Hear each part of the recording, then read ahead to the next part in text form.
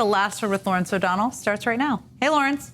Hey, Jen. Of course, we're going to start in Maine tonight. We have the executive director of the Maine Democratic Party here tonight. We have Maine Democratic Congresswoman joining us tonight. Everyone who has something to say about what happened in Maine tonight on this program will be from Maine. That's how you qualify in this discussion for this hour. First of all, the executive director of the Maine Democratic Party is 31 years old. She put out an incredible video last night that was so well stated and so well done. And she's a star, and I can't wait to hear what she has to say. And also, what's next? She's the person to talk to. That is where we will begin with her. Great. Look forward to hearing it. Thanks, Jen. Thanks, Lawrence. Well, some of the best, most poignant speeches in American politics have been given by losing candidates on election night or when they drop out of the race. Democratic Senator Bob Kerrey's speech dropping out of the presidential race in 1992 was a beautiful and moving speech. Many people there thought it was actually the best speech of his campaign. Look it up if you can. Senator John McCain's heartfelt concession speech on election night in 2008 is one of the classics of the genre, striking all the right notes of thanks and disappointment and generous congratulations to the winner, President-elect Barack Obama.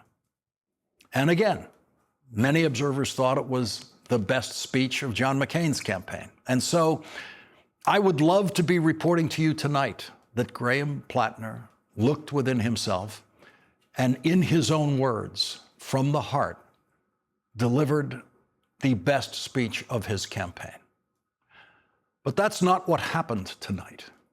Instead, Graham Plattner lied his way out of the Senate race in Maine tonight. He issued an 11-minute online video statement recorded today full of self-pity, completely absent of any word of apology to anyone, and blaming everyone he could think of for the collapse of his campaign except himself. He began by saying that everything we have heard and read from women who accuse him of sexual abuse is a lie. Hey everyone, it's Graham Plattner here. I think as many of you know, over the past couple days, I have faced some very serious allegations, and I just want to make it clear, this is all false. The things that have been claimed did not happen. It's not real. It then seemed that he was going to tell the story of how his political campaign began. Amy and I are regular people. We were not looking for this experience. We were not looking to get into politics. We had no desire to run for office. But that was the end of the story of how he decided to become a candidate. He didn't tell that story. He left out the fact that he was recruited to run for Senate in the state of Maine by a 27-year-old political consultant who has lived his entire life in New York City, having been born and raised in one of the most expensive neighborhoods in Manhattan. That consultant, Morris Katz, described the recruitment of this candidate this way. Within a few minutes of talking to him, I was like, this guy owes it to the country to run for Senate, Katz recalled of his first meeting with Plattner. That will take its place as the stupidest line about American politics said by anyone on the Democratic side of campaigning in this campaign season. Graham Plattner complained about a corporate media system and the political establishment conspiring against him. Much of the corporate media he is complaining about delivered admiring coverage of his campaign to the entire country, thereby helping him raise money all over the country. The New York Times, no doubt, is part of what Graham Plattner considers the corporate media, and it was the New York Times that did due diligence on Graham Plattner and reported to its readers that he was born a rich kid, in a family of intergenerational wealth with a rich, famous architect as his grandfather and a rich lawyer as his father, and that his mother, who owns a restaurant in Maine, buys most or all of the oysters that he harvests, and his father, in effect, bought him a house, providing him with a $200,000 mortgage for a house that sold for $205,000. There is no way of tracking just how much of a struggle Graham Plattner has in staying up to date in making mortgage payments to his father. The image Graham Plattner tried to create nationally was just of a hardworking guy struggling with the mortgage payments, struggling with all of the economic pressures that people who just are living paycheck to paycheck have to struggle with. It was never true. There was only one victim in Graham Plattner's statement tonight, and that was, of course, Graham Plattner. We live in a political system that is not built for normal people. It is a system that is built structurally to make sure that movements like ours cannot flourish. That if they begin to succeed, they can be crushed. Tell that to this guy. The only winning political campaign which Morris Katz has played a significant role in was last year's mayoral election in New York City, where he served as Zohran Mamdani's top strategist. And no one crushed that mayoral campaign. And Zohran Mamdani's political influence has only grown since he won the mayor's election. Graham Plattner said that this didn't happen to him because of horrible things he had written in old social media posts, which he never denied, or because he had a Nazi tattoo, which he claimed he had no idea was a Nazi tattoo. So, like, no discussion at all with the tattoo artist about what that was going on his chest. And of course, it wasn't happening, he said tonight, by omission, because of women he knew and dated who accused him of sexual abuse and violence. That had nothing to do with what was happening to him, in Graham Plattner's view. In the Graham Plattner lying version of where he is tonight, none of those things or people, none of the words from any of those women in any way brought him down. Instead, it was some dark, large force. Large forces were working against you personally to accuse you of the worst thing that a person could do, and it was not remotely true. Large forces. Okay. Here is what Zohran Mamdani, whose political movement has not been crushed, said yesterday about Graham Plattner. I believe that it's time for him to drop out of the race. And when it comes to my own endorsements, I've made 8 endorsements at the state and federal level. They've all been right here in New York City. I'm incredibly excited at the fact that they won their races, and that's where my focus is for now. I think the focus of today should be to respond to the gravity of what so many of us have read, and I think that the only appropriate response is for the campaign to come to an end. So according to Graham Plattner, he must be part of the large force trying to crush Graham Plattner and push him out of the race. And it's worth noting that Mayor Mamdani, who shares his top political strategist with Plattner, never endorsed Graham Plattner's campaign. Graham Plattner told this lie about the people who urged him to drop out of the race. They would rather see Susan Collins win than have me be the next senator from Maine. That is an obvious lie. That is what he looks like when he is lying to you, just boldly lying to you. Not one Democrat anywhere in Maine or outside of Maine who has called on Graham Plattner to leave the race would rather see Susan Collins win. He is lying about that. They wanted him out of the race. because they hoped to beat Susan Collins in November, and that Graham Plattner would have to leave the race, in their view at this point, in order to do that. But when you are committed to a self-centered, lying version of what is happening here, that is the kind of lie that Graham Plattner is willing to throw at people who chose to support him, people who know that's a lie, including United States senators who chose to endorse him and who then called on him to leave the race. Graham Plattner said he's not trying to dictate who the next Democratic candidate for Senate in Maine should be. I'm not trying to dictate to anyone who it should be or how we get there, but I will say this. It needs to be open, transparent, and democratic. It needs to be reflecting the will and the values of the people that built this movement, the people that showed up on June 9th. People in D.C. need to stay in D.C. That sounds good to me. People in D.C. need to stay in D.C. But Graham Plattner sure didn't think that when this guy, Bernie Sanders, came up from D.C. to endorse him.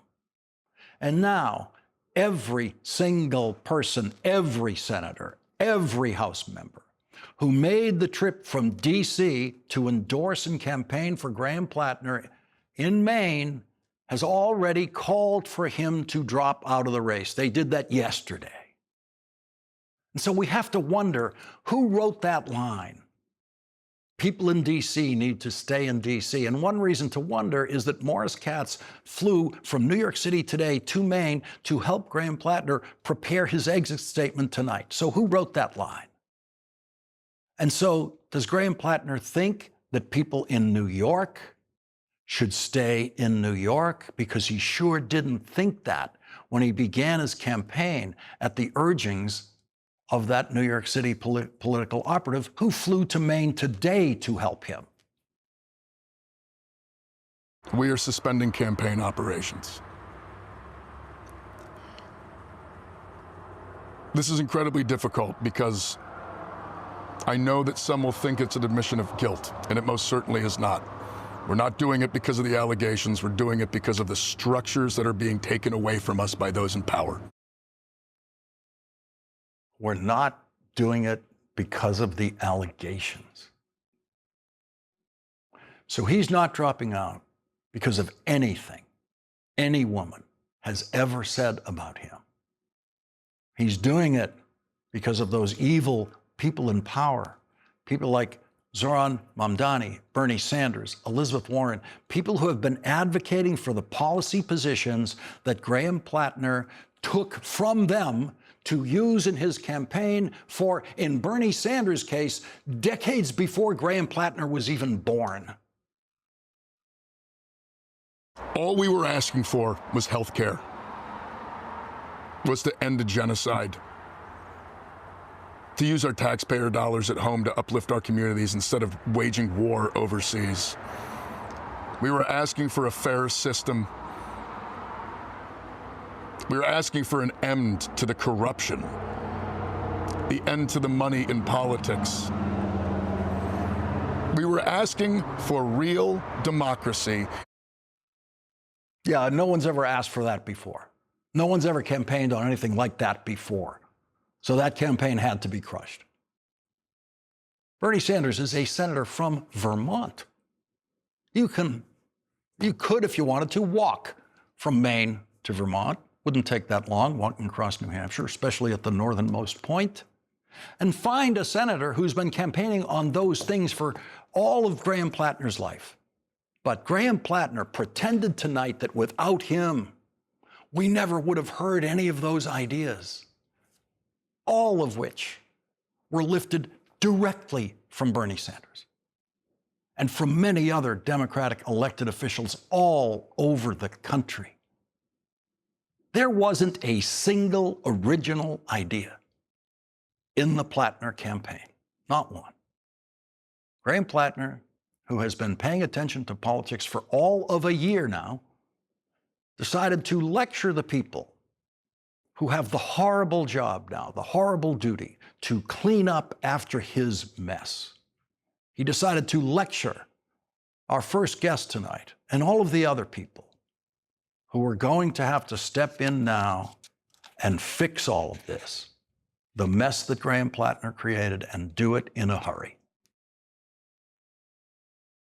Decisions should not be made in back rooms by people in places of political power. Party apparatchiks are not the ones to make these decisions. These decisions need to be made in the open by the people of this state, the people who got us here. And leading off our coverage tonight, someone Graham Plattner considers a party apparatchik, Devin Murphy Anderson, the executive director of the Maine Democratic Party.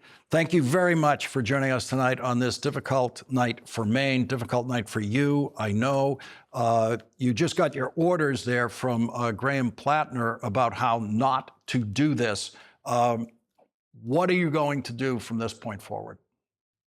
Graham Plattner dropping out today was the right thing to do. It is very important that I lead with that. The allegations that were brought against him were very real and they were very credible.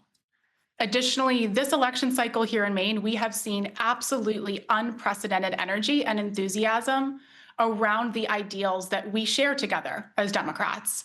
And so here's what I want to say to the Maine people tonight. Here's what I want to promise. That as we embark in this process together, we are going to be guided by those ideals that we share and that many of us voted for when we cast our ballot for Graham Plattner.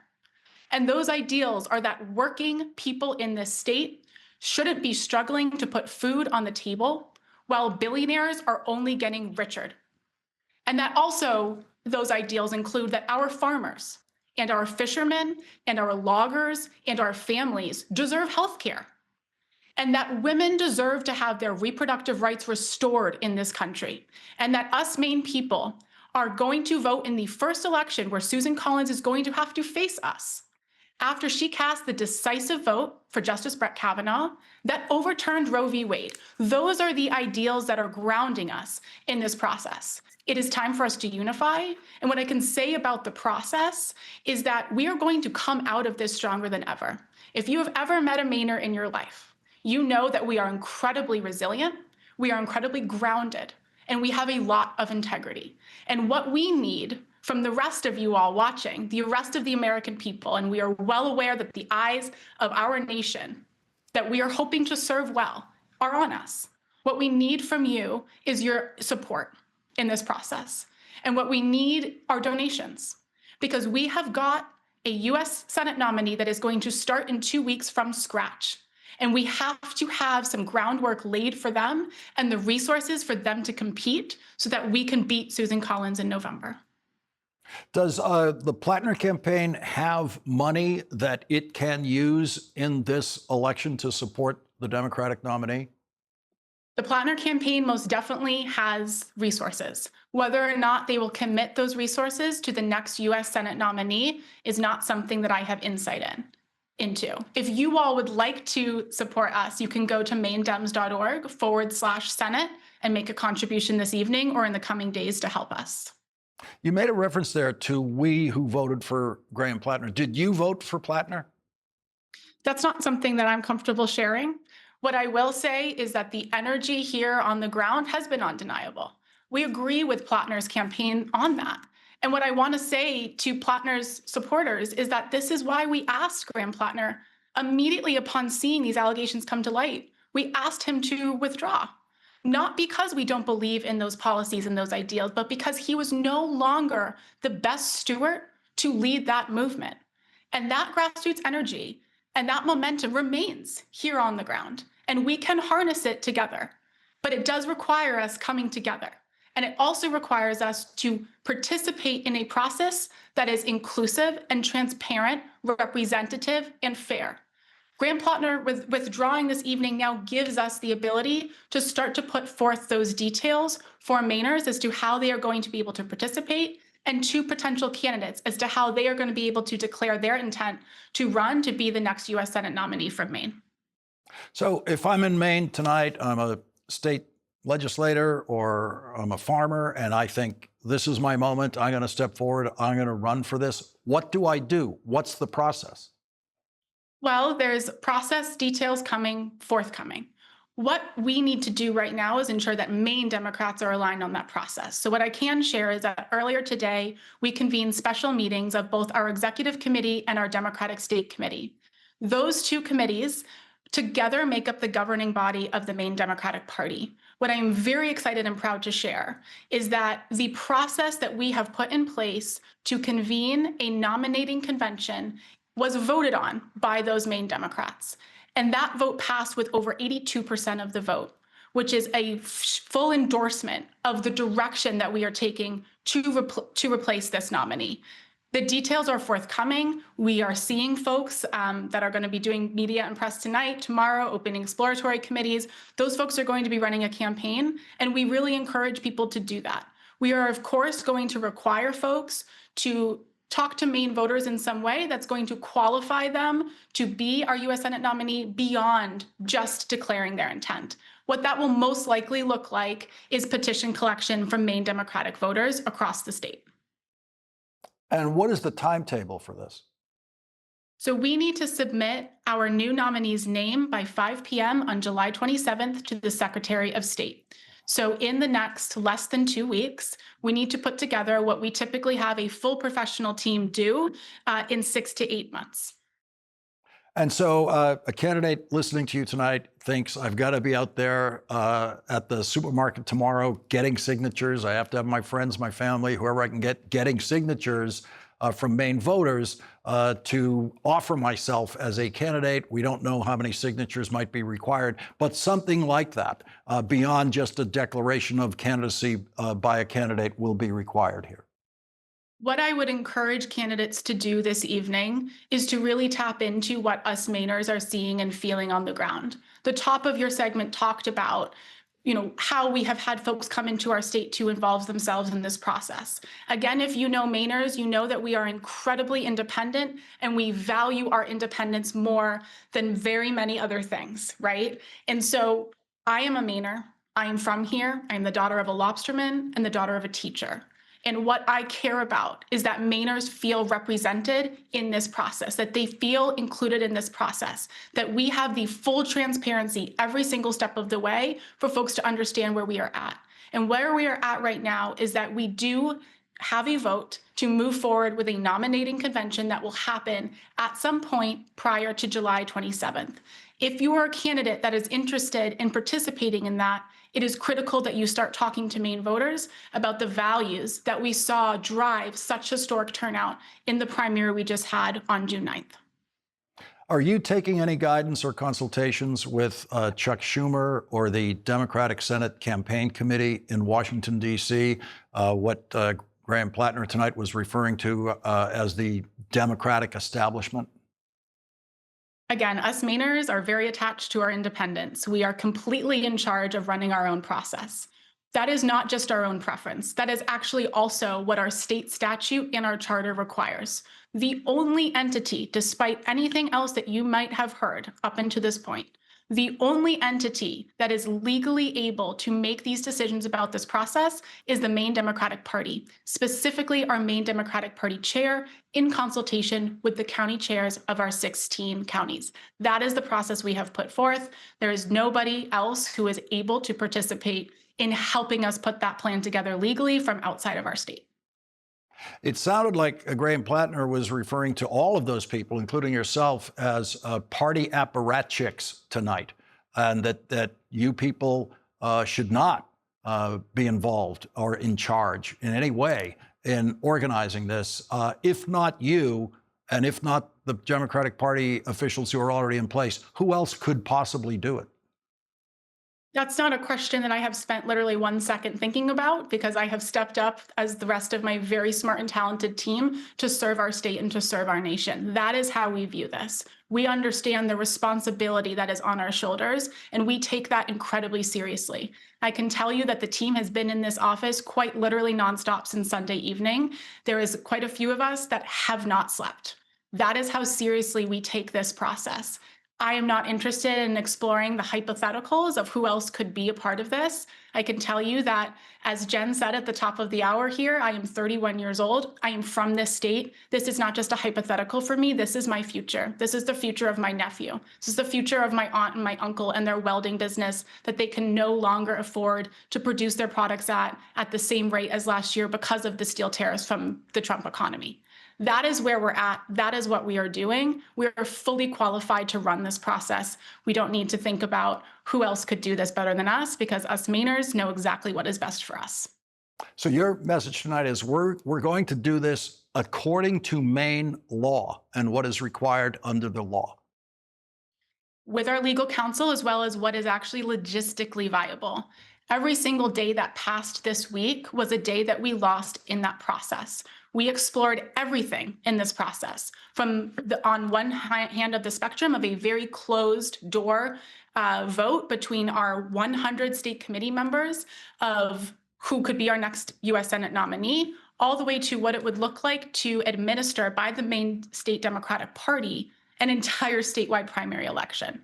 We went through every single iteration of those ideas with our legal counsel and with our operations team to try to figure out which of these could be viable, both legally and logistically. And what we have landed on definitively is there is actually a very narrow path forward given this timeline. A part of the frustration that we expressed earlier this week was at the fact that we were not able to put some of those gears in motion because Graham-Plattner had not yet withdrawn.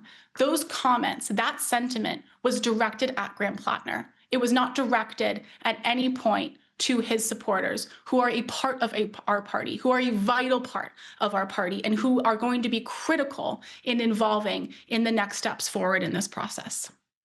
Listen, I understand as of tonight, it's all about tomorrow and the future. But I do, since you just brought it up, want to go over this one thing that you said yesterday about what the situation was more than 24 hours ago.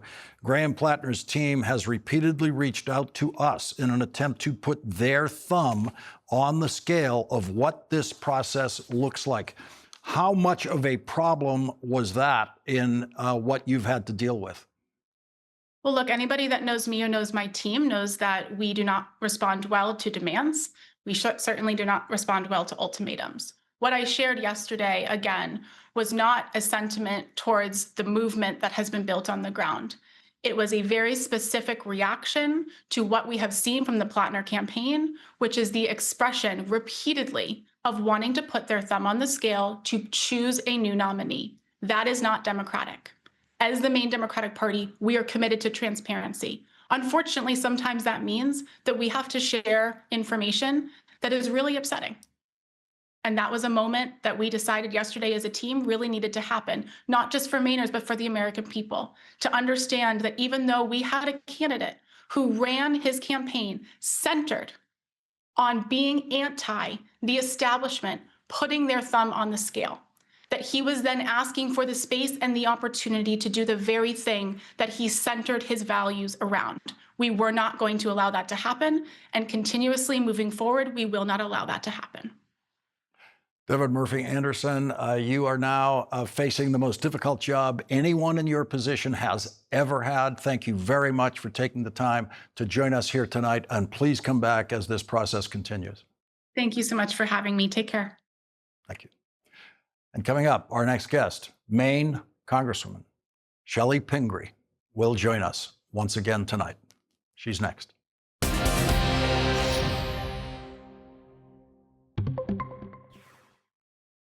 Tonight, Graham-Plattner said this.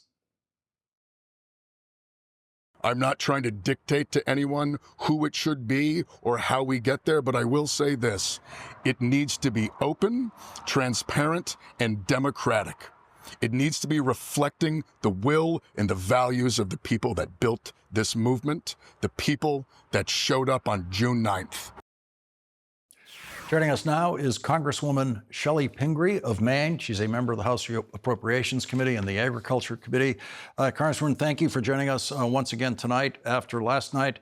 What is your reaction to what you heard from Graham-Plattner tonight? I mean, I know how disappointed people are that this campaign is ending, but I was surprised to hear a politician not make any apologies, not take any personal responsibility for the things that have gone wrong, and blame it on such a broad swath. Treating the party, as you've heard, you had a thank you for spending so much time with Devin and the other people who are working so hard right now to figure out how to pick up the pieces and do this again.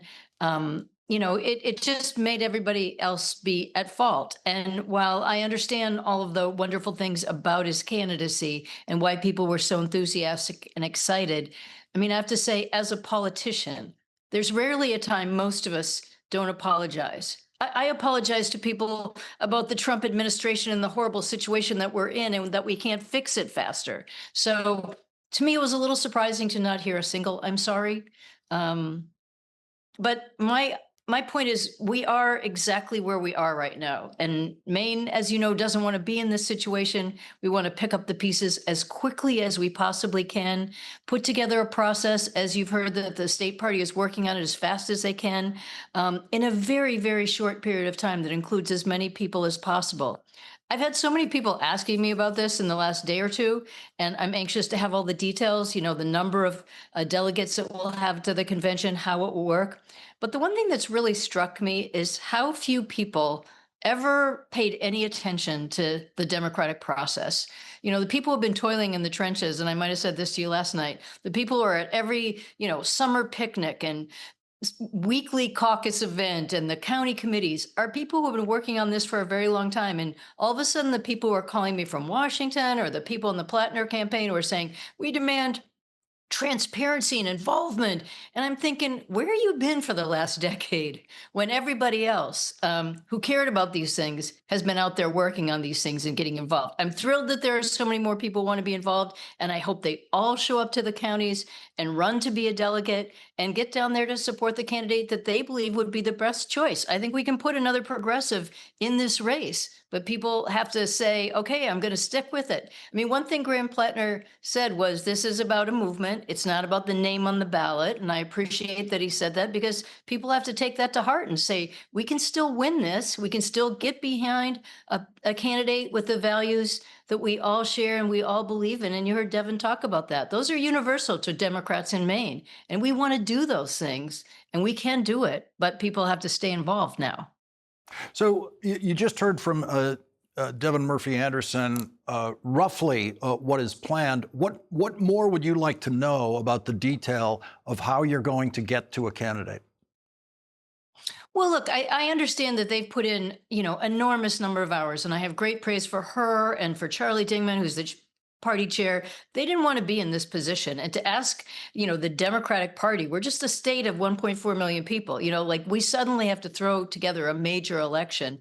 And I think they have it framed up. And as she talked about it, we'll have county events where you can run, you can go in and say, I want to be the delegate. And then we'll have a convention somewhere in the state for, hundreds of people who will come and hopefully hear from the candidates, have some sort of debate and, ability to hear what the candidates are saying and take a vote. And that's kind of the best you can do. I mean, there are people who think we can suddenly have another primary and rerun all those things.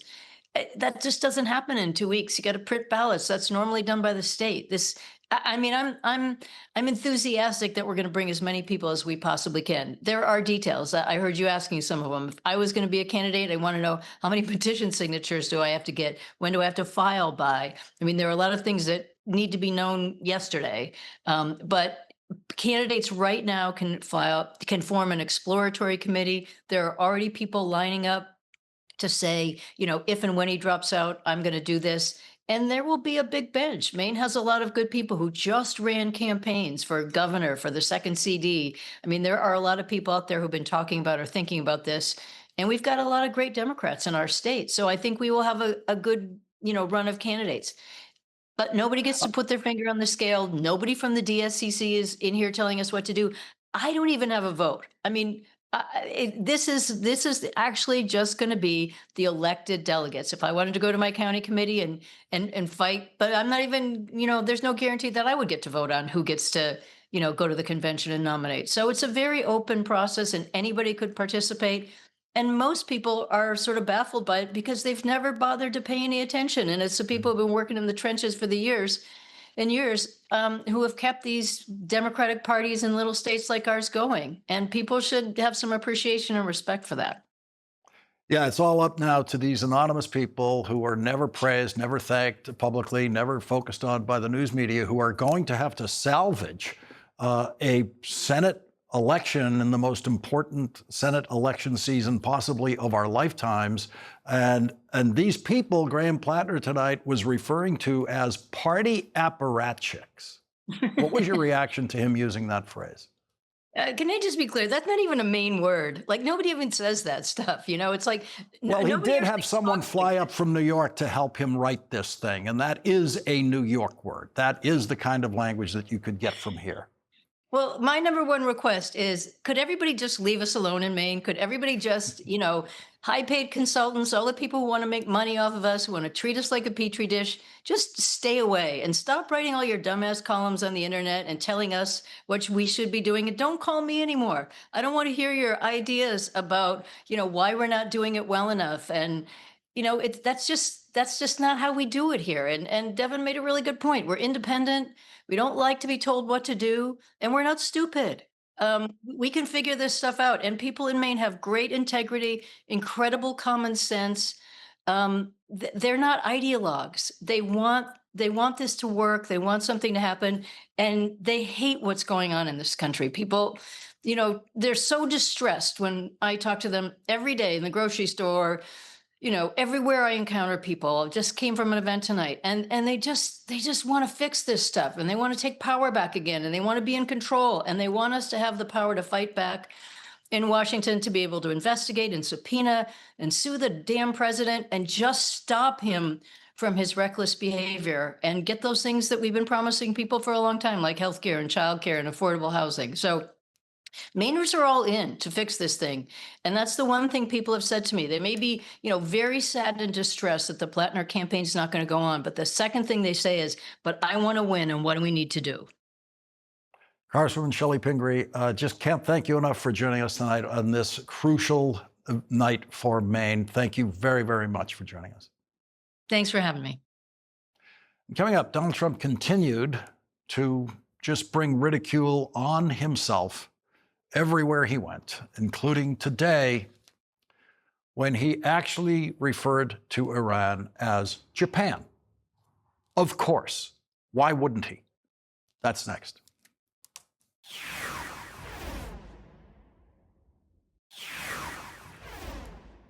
The Islamic Republic of Japan. That is who Donald Trump actually thinks he is at war with. And yes, he said that today. We had 111 missiles shot by the Islamic Republic of Japan. The Islamic Republic of Japan. Okay, just one more time. Imagine if Joe Biden had ever said the Islamic Republic of Japan. Whole news networks would spend their time on nothing else for days on end. Today at 4:15 p.m., CENTCOM issued a statement saying, at the direction of the Commander-in-Chief, U.S. Central Command forces have started conducting additional strikes against Iran to further degrade their ability to threaten freedom of navigation in the Strait of Hormuz. And today, after repeatedly saying how smart and wonderful the new regime in Iran is that he's been negotiating with, Donald Trump has been calling them smart for weeks. Today, Donald Trump said something a little different about them. Is the ceasefire over? Is the ceasefire done? Is the MOU dead? It's a very interesting question. To me, I think it's over. I don't want to deal with them anymore. They're scum. You know what scum is? They're scum. They're sick people. They're led by sick people. And they're vicious, violent people. And if they had a nuclear weapon, they'd use it. As far as I'm concerned, it's over. I'll speak to our negotiators. They want to negotiate. They're good people. Steve Witkoff, Jared Kushner. But they have to come back to me. As far as I'm concerned, it's just a waste of time dealing with them. They're liars. We make a deal. And if I make a deal with him, we have a deal. And he goes out, he talks. We make a deal. Everyone's agreed. No nuclear weapon. We make a deal. They go outside, talk to the press. They say, we never even talked about it. There's something wrong with them. They're cuckoo. As far as I'm concerned, it's over. The talks won't resume after we get through the funeral proceedings. What? Does this mean that talks with Iran will not resume? I don't care. They can talk, but I think they're wasting their time. They're a bunch of lying guys. I don't care.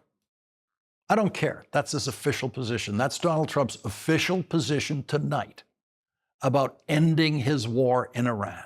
I don't care. Congresswoman Madeleine Dean will join us next. Joining our coverage now is Democratic Congresswoman Madeleine Dean of Pennsylvania. She's a member of the Foreign Affairs Committee. We just heard Donald Trump say that he doesn't care anymore about negotiations to end his war. So how long will it go on? Well, it's good to be with you, Lawrence, but good that the president is getting out of the NATO summit. And hopefully he hasn't blown up all of our relationships across NATO. I'm a member of the Foreign Affairs Committee, also a member of Appropriations. And I have said for a long time the president is unhinged and unwell. I don't say that with any pride or glee. It's very sad. I want the person who is leading this country to be well, to be rational. But day after day, event after event, we see a president who is unhinged and unwell. He's erratic. He is volatile. For example, just the language you were using. 22 days ago, Trump said of Iran, quote, very rational people, nice to deal with, strong, smart people. They're not radicalized. Today, what does he say? They're cuckoo, they're sick, they're dirty players, they're scum, they're evil people. We are dealing with a president who has no credibility. And I think that used to scare our NATO partners or our allies and maybe even our enemies around the world. But now I fear they probably secretly are mocking him. They recognize he has no clothes. This emperor has no clothes. He has no talent. He has no credibility. He has no taste.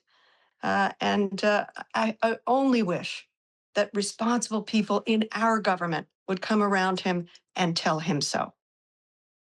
American secretaries of state, presidents, diplomats have had to negotiate with some very difficult situations, including trying to negotiate an end to the war in Vietnam, by Henry Kissinger, trying to negotiate with China to open the door to even go to China, arch enemy of the United States for so long.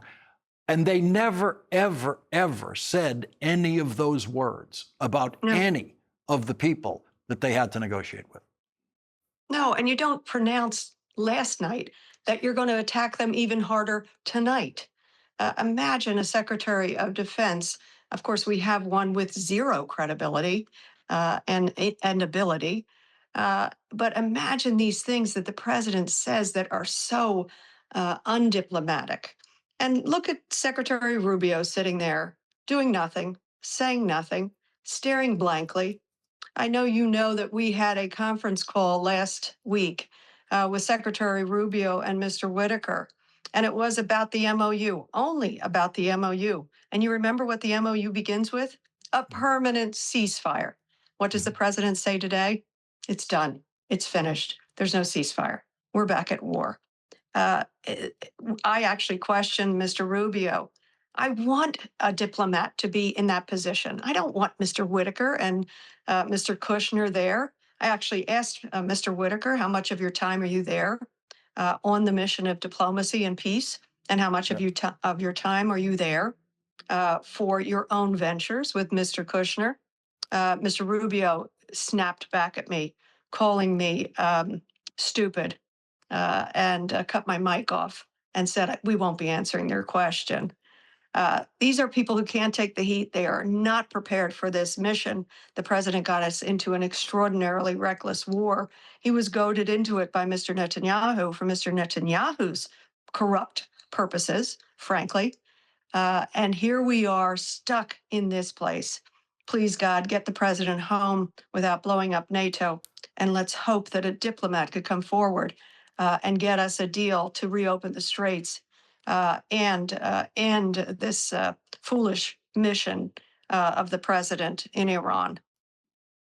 Yeah, Donald Trump sent his son-in-law and Steve Witkoff, a real estate guy, and big surprise, they've achieved nothing in their negotiations. Nothing, Congresswoman but look Madeleine at their Dean- wealth growth.